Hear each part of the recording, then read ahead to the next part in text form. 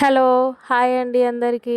ఈరోజు నేను వెరైటీగా సోయాతో వెరైటీ డిష్ చేస్తున్నాను. హిట్ అయిందా, ఫ్లాప్ అయిందా అన్నది లాస్ట్ వరకు వీడియో చూడండి, మీకే అర్థమవుతుంది.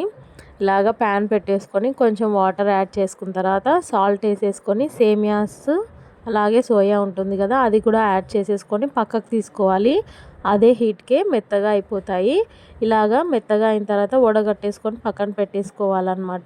సోయా పెద్దగా ఉంటే కట్ చేసేసుకోండి. ఆనియన్స్, పచ్చిమిర్చి, కరివేపాకు కట్ చేసుకొని పక్కన పెట్టేసుకున్న తర్వాత ప్యాన్ హీట్ చేసుకొని ఆయిల్ వేసేసుకొని పోపు వేసేసుకోవాలి. ఇప్పుడు ఆనియన్స్ కూడా యాడ్ చేసేసుకొని కలుపుకున్న తర్వాత పచ్చిమిర్చి కూడా యాడ్ చేసేసుకోవాలి. కొంచెం అల్లం వెల్లుల్లి పేస్ట్ అలాగే కరివేపాకు యాడ్ చేసేసుకొని అంతా కలిసేలాగా కలుపుకున్న తర్వాత కొంచెం పసుపు అలాగే కొంచెం కారం, గరం మసాలా, లాస్ట్లో ధనియా పౌడర్ ఇవన్నీ మిక్స్ అయ్యేలాగా కలుపుకోవాలన్నమాట. ఫస్ట్ సోయా ఉంటుంది కదా, అవి యాడ్ చేసేసుకొని అంతా కలిసేలాగా కలుపుకోవాలి. లాస్ట్లో సేమియా యాడ్ చేసేసుకొని కలుపుకోవాలన్నమాట. ఇప్పుడు చూసి చెప్పండి మీరు, హిట్ అయిందా, ఫ్లాప్ అయిందా అన్నది. సేమియా కొంచెం మెత్తగా అయిపోయింది. సోయాస్ అయితే బాగుంది.